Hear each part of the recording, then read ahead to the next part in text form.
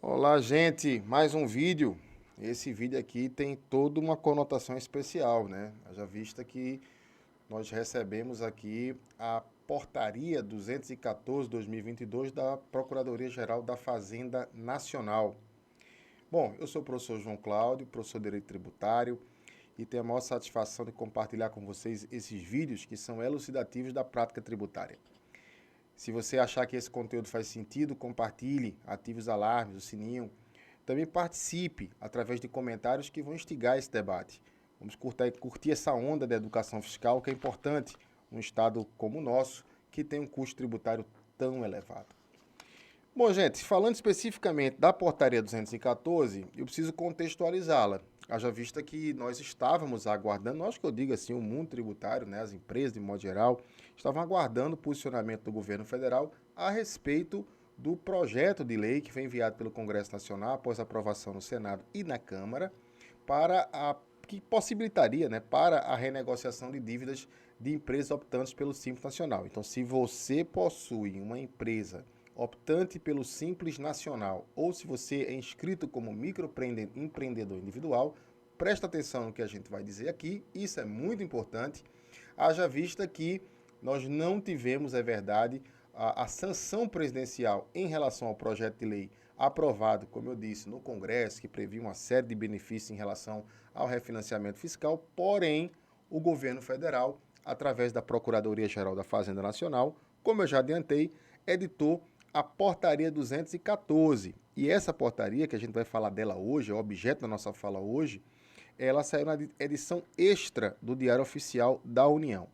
E, João, o que essa portaria da PGFN está trazendo de tão interessante para a gente? Na verdade, abriu-se uma possibilidade de renegociação. A PGFN, através dessa norma, ela abriu o programa de regularização fiscal de débitos do regime especial unificado de arrecadação de tributos e contribuições que são devidas pelas microempresas, empresas de pequeno porte que aderiram, né, que são inscritas no Simples Nacional e que se encontram com essa dívida ativa inscrita, né, e consequentemente já no âmbito do órgão judicial responsável pela execução, que é exatamente a Procuradoria-Geral da Fazenda Nacional. Como eu disse, nós tínhamos uma expectativa de que houvesse, por parte do presidente da República, a sanção do projeto de lei aprovado nas duas casas do Congresso. O presidente vetou, né, e o que existe para hoje, eu não sei que consequências, né, esse veto ele vai tomar, que atitude o Congresso Nacional tomará, mas o fato é que talvez para apaziguar essa situação, a Procuradoria-Geral editou então essa norma que termina tendo uma importância muito grande. Haja vista que ela permite que essas empresas elas consigam negociar os seus débitos e, de repente, conseguir tirar uma certidão negativa de débito tributário faz todo sentido, é importante, né? E também para o próprio planejamento tributário, ninguém quer começar o ano, ninguém quer ficar cultivando essa bola de neve tributária e consegue, portanto, talvez consiga, sabe-se lá, enfim, através dessa portaria, digamos que amenizar o problema de natureza tributária.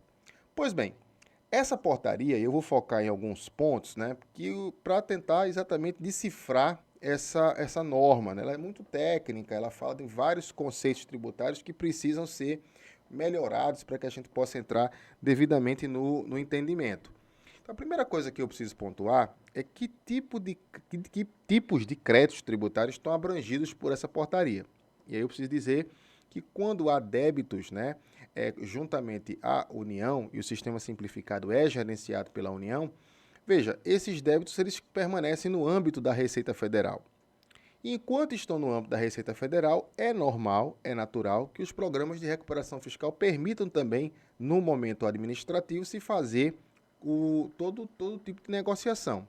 Então, é possível nós pensarmos em débitos, sim, com a Receita Federal, e eles poderiam, sim, ser negociados. Mas não é isso que esta portaria especificamente está tratando. Ela está tratando de um segundo tipo de crédito tributário, aqueles créditos tributários que se encontram já no âmbito da PGFN. Então, vamos lá.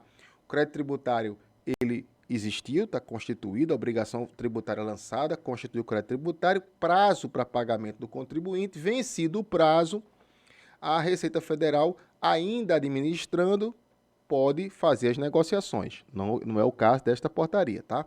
Tudo que eu vou falar aqui guarda relação quando a Receita Federal inscreve o crédito na dívida ativa da União, permitindo, portanto, que a PGFN, que é o órgão judicial, ciente de que aquele crédito ele foi inscrito, que aquela dívida foi inscrita na dívida ativa, ele possa retirar a certidão da dívida ativa e promover a ação ou as ações de execução fiscal.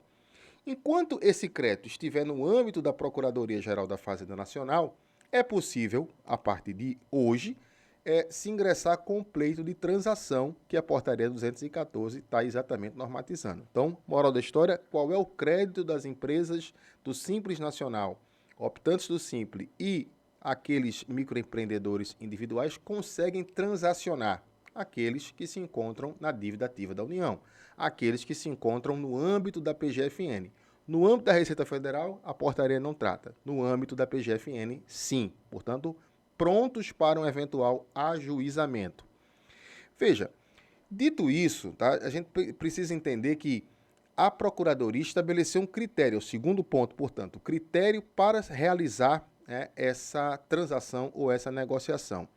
E aí, de maneira muito clara, sem muito arrudeio, a PGFN ela criou um critério, ela estabeleceu um critério, que é o critério para proteger da guarida aquelas empresas, aqueles microempreendedores que sofreram com a pandemia.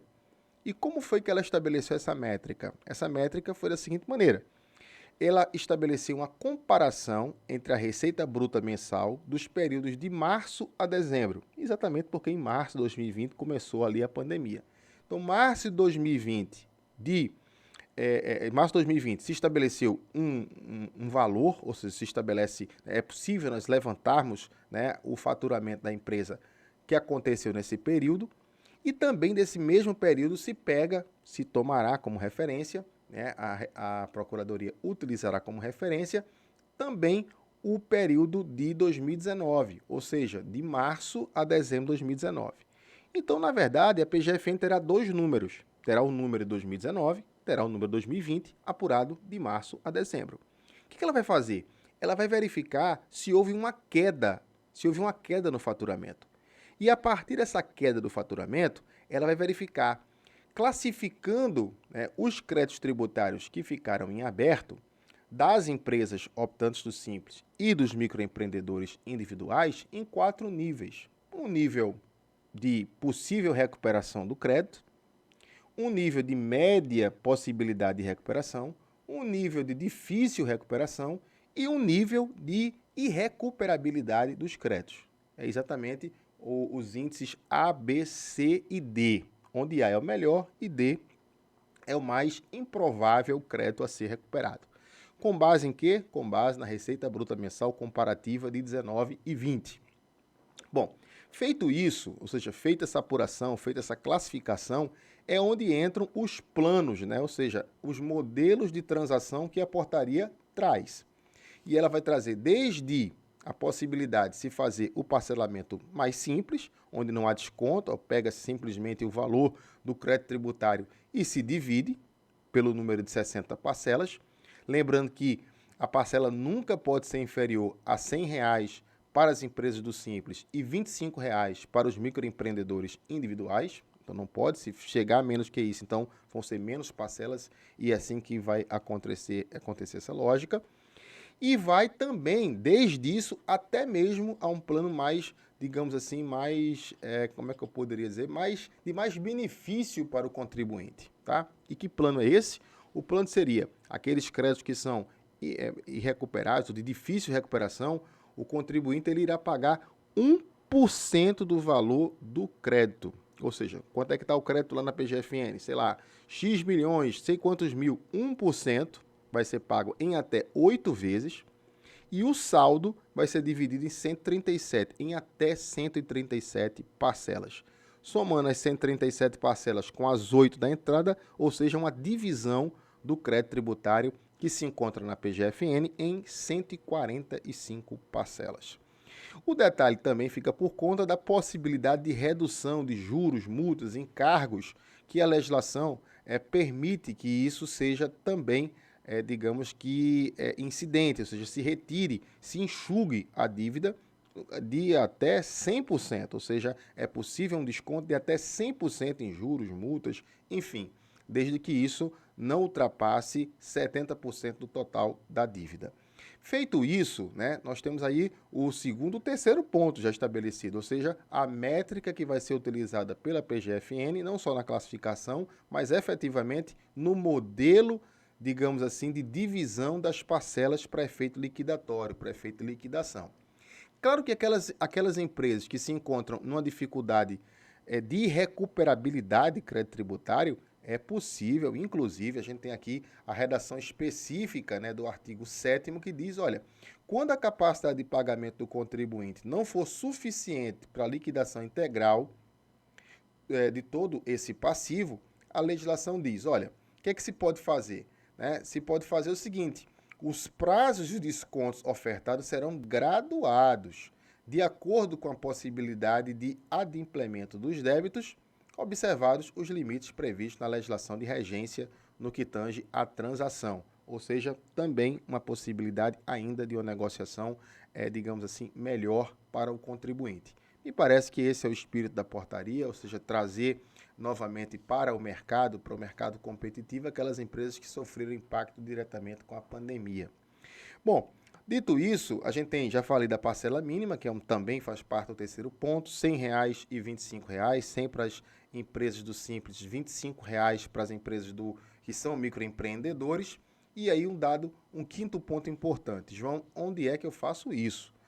Bom, as empresas elas devem fazer o pleito junto ao Regularize, que é aquele programa, aquela plataforma da Procuradoria-Geral da Fazenda Nacional. Consegue-se fazer isso até o dia 31 de março de 2020, portanto é importante essa data. 31 de março é o deadline, ou seja, é o momento final para se fazer a adesão ao programa, de modo que tem que estar atento não só a essas datas, mas tem que observar porque a Procuradoria ela informa nessa portaria, a que a gente chama atenção para ela, quais são os elementos, quais são as informações, quais são os dados que ela vai requerer que o contribuinte, uma vez desejando participar do programa, precisa preencher. Tá? Então, é um sexto ponto que vale a pena a gente observar. Você precisa verificar junto com a sua assessoria, empresário, com a sua assessoria jurídica, com a sua contabilidade, enfim, com pessoas que lidam efetivamente com isso para verificar levantar quais são os dados que precisam ser informados junto ao Regularize, com a finalidade exatamente, né, de suprir essa informação que a PGFN vai querer. E aí, um sétimo ponto importante. João, e se eu já tenho um parcelamento? Se você já tem um parcelamento com a Procuradoria-Geral da Fazenda Nacional, aderindo a este, você terá automaticamente desistido do seu parcelamento anterior. Se você eventualmente tem uma disputa judicial a respeito desses créditos tributários que você agora entende que deve regularizar, então você precisará, segundo a portaria, primeiro comprovar que você pediu a desistência do seu argumento lá na justiça, isso em caráter irretratável, para poder juntar esse documento que acompanhará o restante dos documentos que serão avaliados pela Procuradoria-Geral da Fazenda Nacional como condição primordial para o prosseguimento da transação. Oitavo ponto. João, e se eu não conseguir pagar? Olha, se você não consegue pagar 3 parcelas consecutivas, né, desse programa, mas não só isso, se você, por exemplo, está agindo, né, com o dolo de utilizar esse programa para efeito de esvaziamento patrimonial, a Procuradoria, por todos esses e outros tantos argumentos, poderá considerar rescindido esse programa e prosseguir ou executar como se nada disso tivesse ocorrido, né? Como se nada dessa suspensão, aliás, desse programa tivesse acontecido. E aí, naturalmente, que a rescisão da transação implica, naturalmente, no afastamento do seu benefício, como também a retomada do curso normal e natural da cobrança dos créditos de natureza tributária.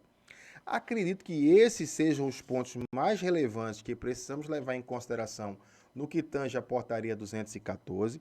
É importante que os empresários, de modo geral, os microempreendedores, os advogados, contadores, que lidam com assessoria direta ou indireta de empresas, prestem atenção na norma que a PGFN estabeleceu para contabilizar ou para considerá-las para efeito de planejamento tributário.